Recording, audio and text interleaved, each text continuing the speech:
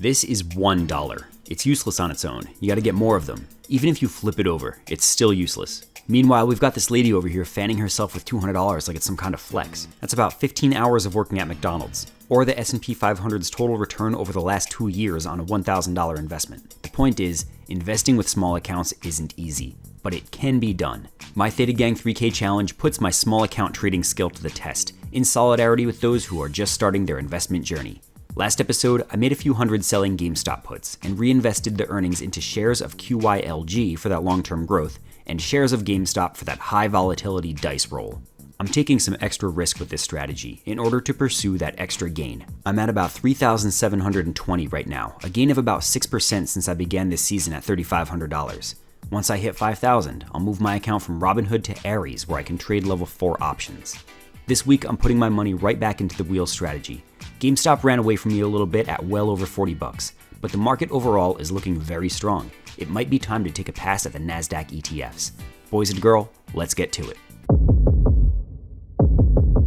The market just opened here on Monday, August 8th. I'm on vacation this week, riding horses in South Carolina, so I'll be doing my trading on mobile for this episode. My covered call on GameStop from last week got assigned, so I'm at about $3,600 in cash. I used some of the premium to buy shares, and GameStop is having another good day, up to about 43. It's way too much for me to wheel right now, so I'll need a new target. The market is recovering really strongly off of its lows back in June, and I want to ride it higher. So I am going to open TQQQ. This is a 3 times leveraged NASDAQ ETF, so it'll move about 3 times as much as QQQ each day. At $36, this is probably just worth buying shares of, but I'm going to hedge against a potential pullback and sell a put instead.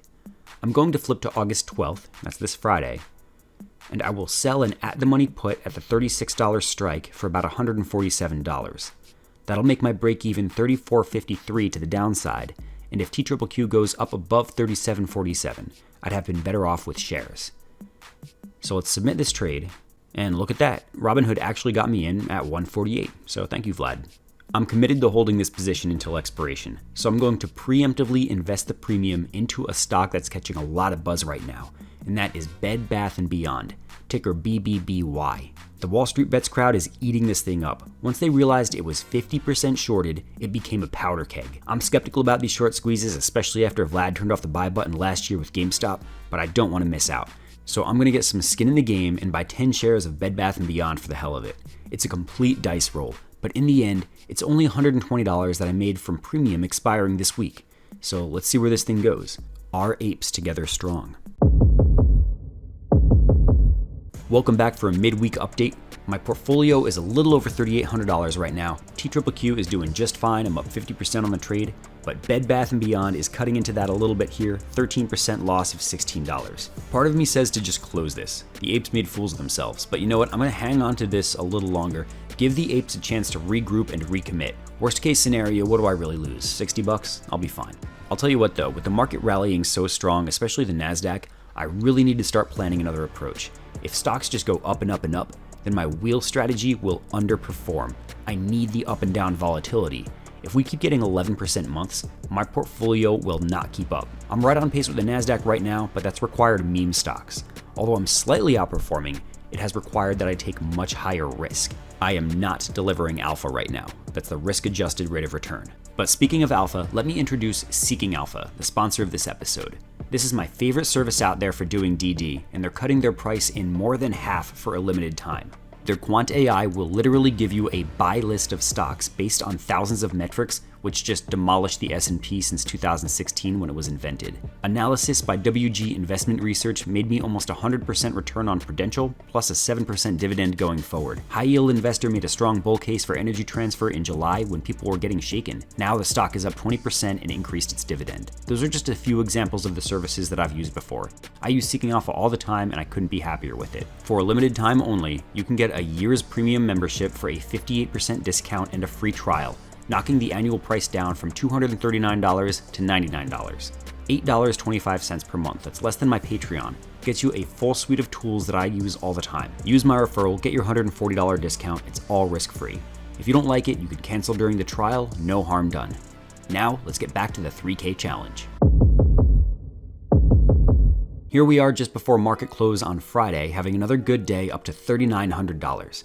The market has been real strong, riding this bounce off the June lows. My TQQQ short put at the $36 strike will expire worthless today, so that's a full gain there, $158. GameStop is actually down a little bit this week, but I'm still up 16% from my buy. QYLG, slow and steady, it's up just a hair. That's all I want from this dividend ETF. And Bed Bath & Beyond, glad I held, back in the green. Apes are rallying really hard. Although I want to make videos every week, and this would normally be the end of this one, I'm on vacation right now, and here's the view from my room in Myrtle Beach. I'm about to go on this wild slingshot ride tonight, which should be a good time. I got this room for less than $200, even though it's usually almost $400. That's because I booked yesterday through Hotel Tonight, which just dumps unsold rooms at the last minute for steep discounts. This isn't sponsored or anything, I just like freeloading and save loading, but since you can't save, edit, and upload a YouTube video while you're drinking beer on the beach, I'll have to continue this episode for an additional week.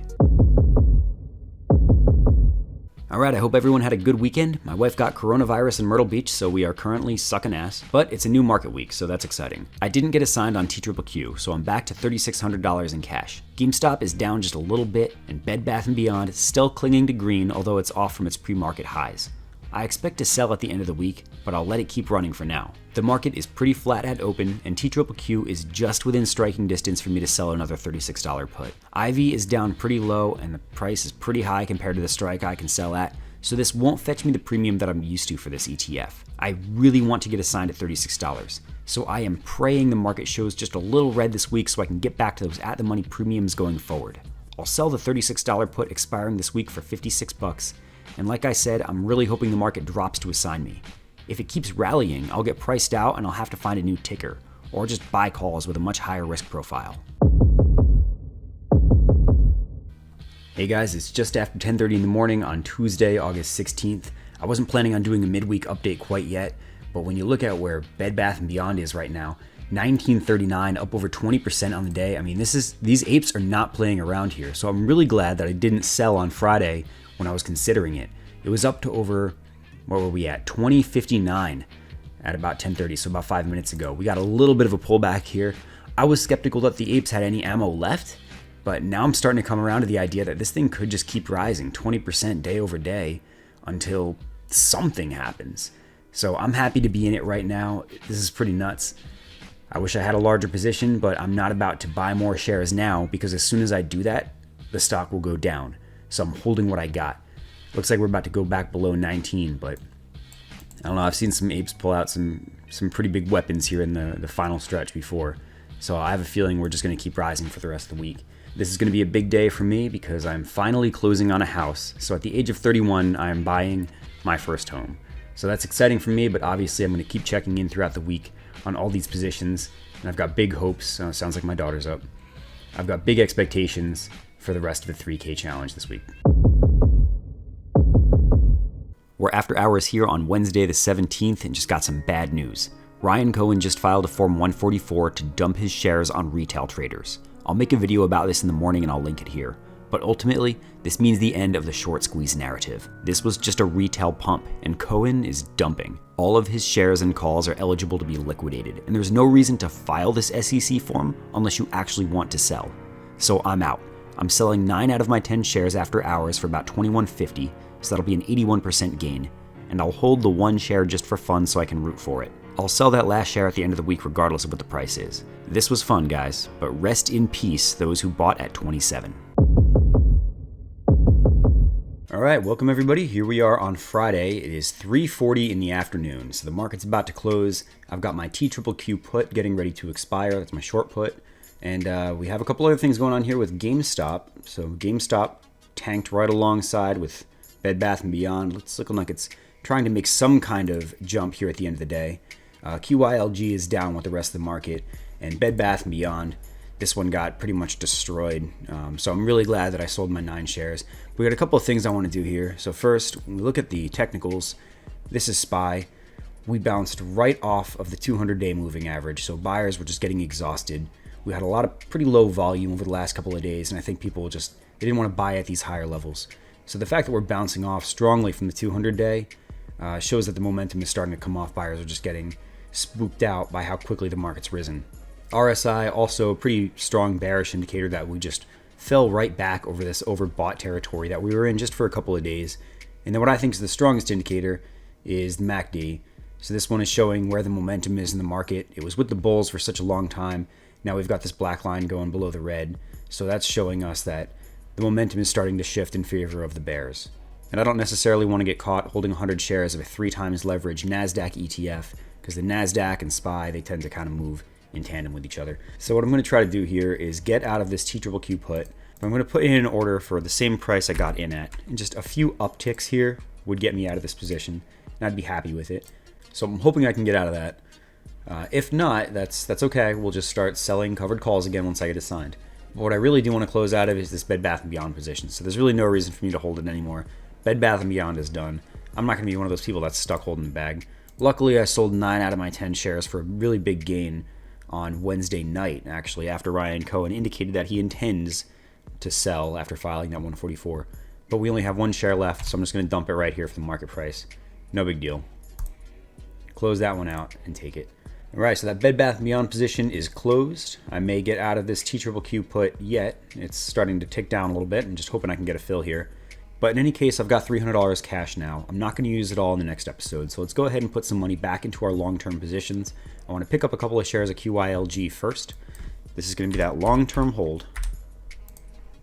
It's not necessarily the best time to be going long any NASDAQ right now, since we're likely to have some short-term pullback on account of all these bearish indicators. But I don't want to try to time the market for something that I plan on holding for a really long time anyway.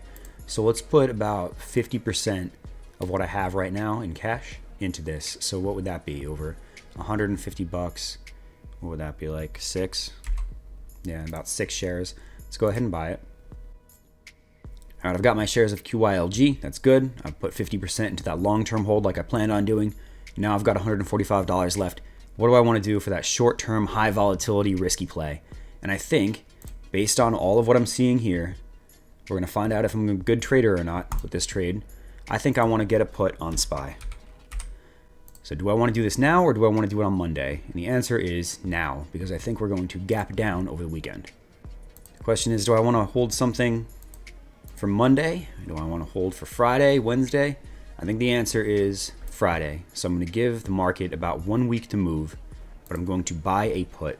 Now, in order to achieve this, I'm going to have to go a decent ways out of the money, because I only have 145 bucks here. And there's really not a lot of good strikes to choose from, since a lot of these are going to have some spreads. 413 isn't exactly a liquid. Well, it should be enough. Let me see. 4,000 on the volume. All right, that's enough. I'm going to buy it. I'm going to roll the dice a little bit here. I think this is a pretty good position because I expect the market to decline over the next week. So let's see. Am I a good trader or am I impulsive? Well, we're going to find out. There you go. Give me the 123. All right. That's pretty much all of my gains from the Bed Bath & Beyond trade. And I stopped recording for a minute so that I could plan my next move. I was thinking about rolling this TQQQ position, but look at that. It just kind of, it had a few minutes there where a couple of good ticks went in my favor. So I'm going to try to close now and see if I can get myself that $4 gain. Just lock this thing in. Let's see. I'll give him 55 and see if I can get myself a nice break even. So I'm not going to worry about rolling. I'm not going to worry about doing anything too fancy here. I just want to get out of the position. All right, it looks like it filled me there at 55, so that's good. We're out. All right, so that's going to be it for this episode then. I was able to take gains on both Bed Bath & Beyond and on TQQQ. Didn't get a huge gain on the TQQQ cash secured put. Had a couple opportunities there, but didn't take it, and that's all right. And we look at the 1 week. I spent most of the week up above 4,000. In fact, I crested about 4,100 at one point, but just this ugly Friday knocks it back down to 3,970. That's fine over the past month. Still doing pretty good. Up almost $500, so not too bad. For next week, I'm going to be watching closely to see if my thesis is right, that the market's going to start coming off a little bit. In that case, we've got the SPY put, but if it doesn't look like it's going to do that, it turns out I was wrong, then I'm going to enter the $35 strike for a cash secured put on TQQQ. At the very least, that'll pay for my losses on the SPY put if the market does not decrease in price. So we'll see how this goes. Thanks for watching, everybody, and I will see you next week.